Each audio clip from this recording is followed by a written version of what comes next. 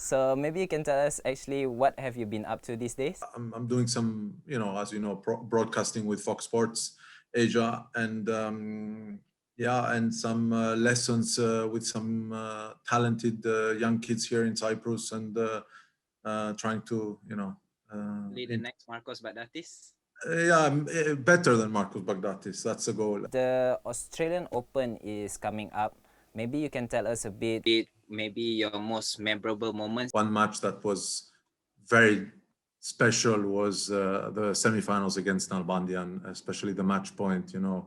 After the match point, I never felt like I felt at that moment in my life, and all the hard work you put in all these years, the years before, and just hitting that ace, which I will never forget. I felt that everything from my body went out. I felt like a feather. Talking about the Australian Open 2006, if you could redo it, would you have done anything differently? The final, maybe I would, change at one point in the match, when I was set and a break up, maybe, you could do maybe something different, but it's very hard to say, yes, if I did that differently, I would have won the match, or because, I mean, you're playing against Roger Federer. If you do something different, he does something else.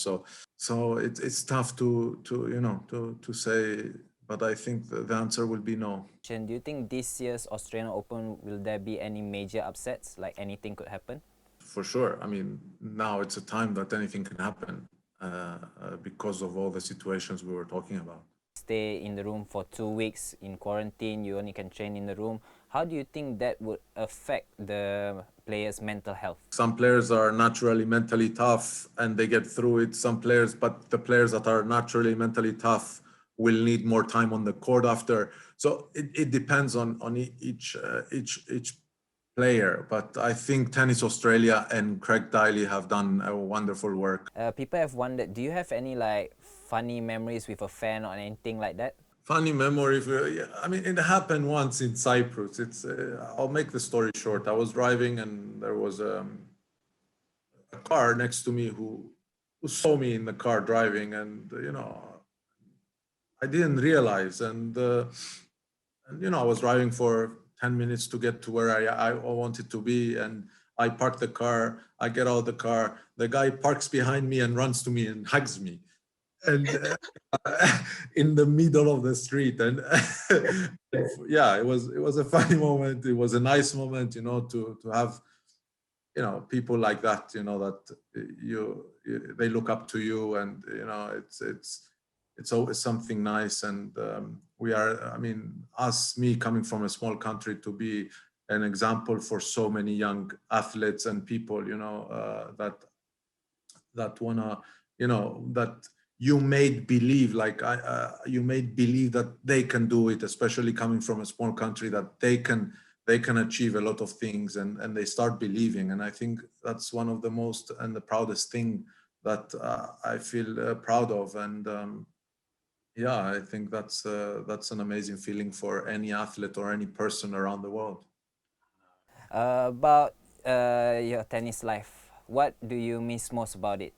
The competition or the adrenaline? What do you miss most? The adrenaline, the competition, what we talked about before, winning a match, the moment after winning a match, the moment after winning a point, uh, that feeling of being on court and having thousands of people watching at you play and your opponent, and you make a great shot and people are clapping, and people are standing, and the adrenaline before the matches, the night before, and it's the whole thing. I cannot say I miss the traveling, because I don't. It's nice to be home finally, and enjoying life in a good way, being home, cooking, not eating all the time in restaurants, but the competition and the fighting in the matches, and trying to find a way to win, and the work around that. I miss that for sure. I think there is no one in the world that says he doesn't miss that. But yeah, but I don't miss the traveling, that's for sure. It's not something that I miss, packing and unpacking. All right, Marcos.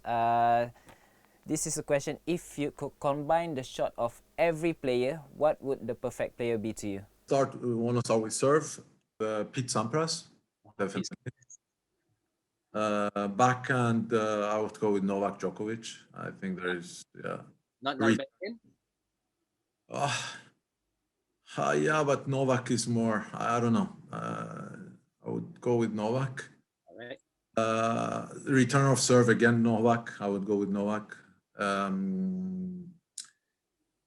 Forehand, I would go with Federer. Ah, I will, yeah, maybe Rafa Federer, but I would go with Federer. What else? Volleys, I will go with, let's say, Edberg. Edward. Ooh.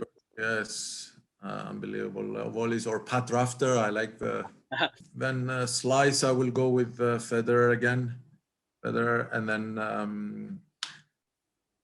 charisma on court, the way, you know, let's say I would go with Andre Agassi or Pat Rafter. Ah, Footwork. Andy Murray could be good. Andy Murray, unbelievable footwork. And I mean, because he's so fluid, Roger Federer, I mean, everything is so fluid on in his footwork game. So, yeah. Marcos, I have to ask this. When you were younger, did you ever see yourself like where you are right now? Did you ever thought of that? No. I mean, you never see yourself where. You always dream of winning a Grand Slam, you know, but as you get older, you start seeing more, you know, yourself, that what you want to do. Will you want to have kids at a young age?